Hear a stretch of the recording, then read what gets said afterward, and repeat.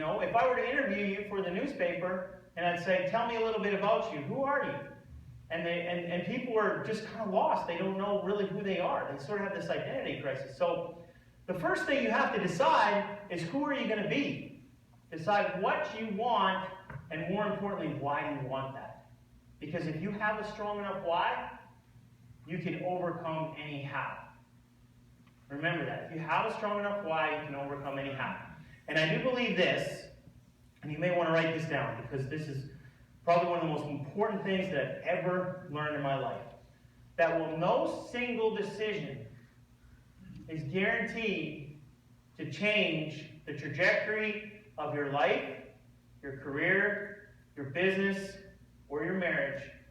Any single decision can, and quite often does. That makes sense? So let me say that again. While no single decision is guaranteed to change your life, your career, your business, or your marriage, any single decision can, and quite often does. Does that make sense? So the decisions that we make and the actions we take, they affect our life, right?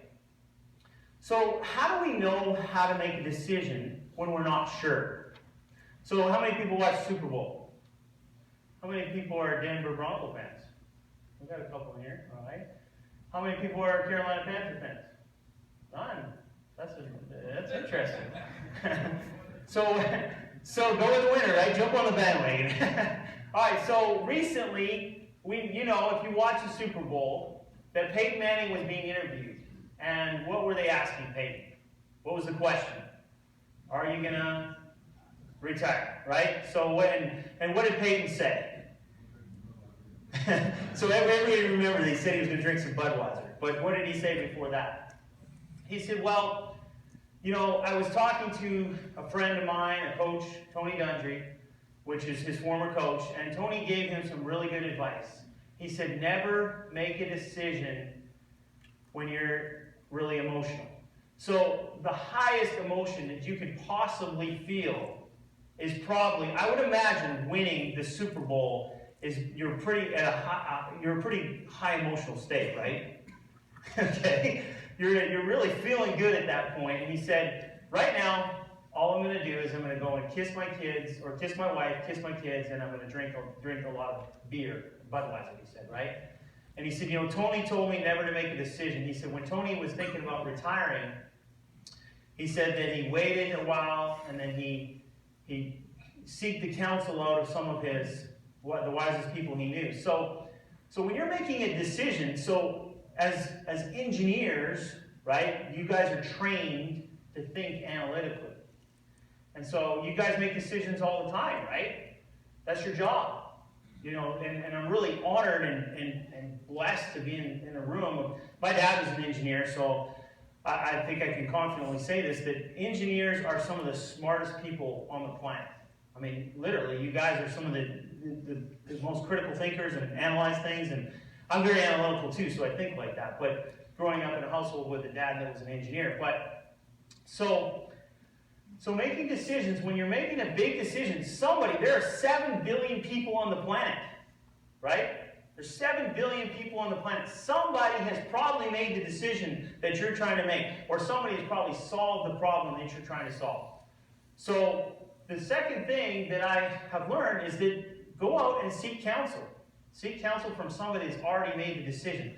And here's what I recommend. I recommend that if you did this, okay, if you went out and you had a mentor for your marriage, for your business, as a parent, as a family member, if you had somebody in your life that you could go to, no matter how successful you are, because Peyton Manning has a coach, right? And Tiger Woods has a coach. Almost all the successful people you see out there. I was recently talking to a gentleman that played golf with Tiger Woods when he was 17 years old. Tiger Woods had a coach, a golf coach, a sports psychologist, a trainer, and his dad. So he had people that he could go to and he could ask questions and help him make better decisions, right? And then later on down the road, he acquired more and more people in sort of his entourage as to how to make decisions. Now, making decisions, Tiger Woods is probably not a good example. about making decisions, right? He's made some poor decisions, so he must have maybe let some of those people go out of his life. But so maybe he's not a good example to use. But Peyton Manning, I think, is a good example to use as far as decision making, right?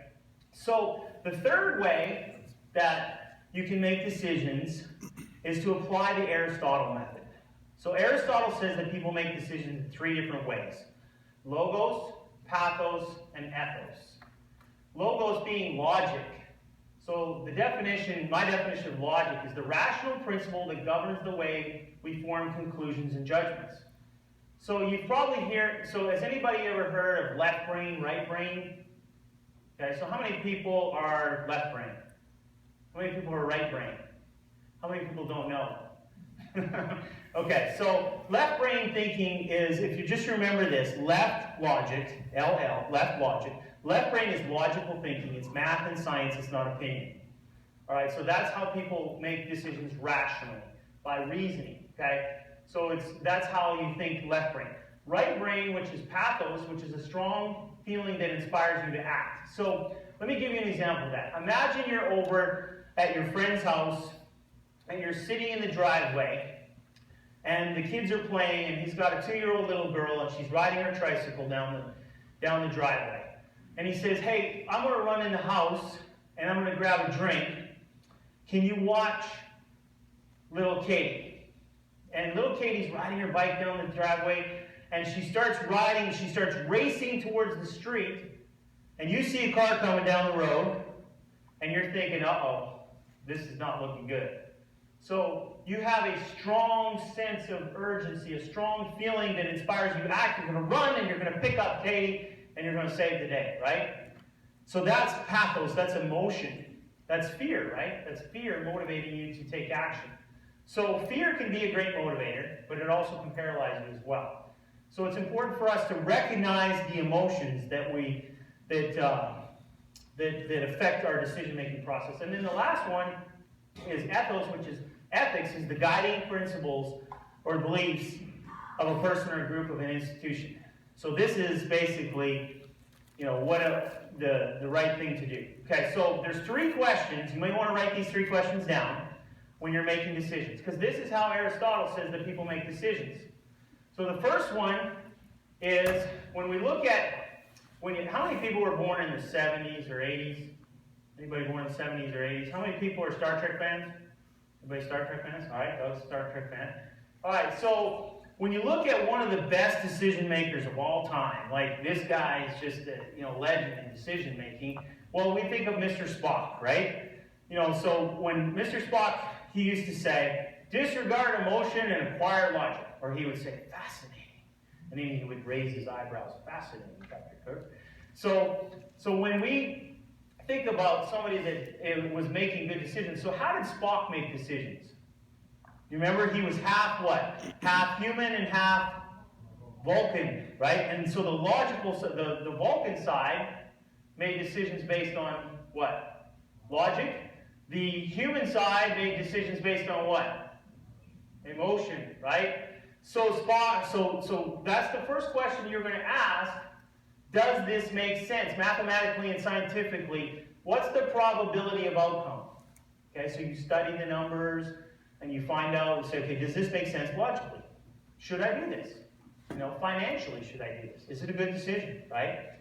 So I help people make decisions every day, all day. That's basically my job, right? So I say, okay, does this make sense logically, statistically speaking? What's the probability of this happening, right? So as Spock got a little bit older, I don't know if you saw the movie where the older Spock was talking to the younger Spock in the future,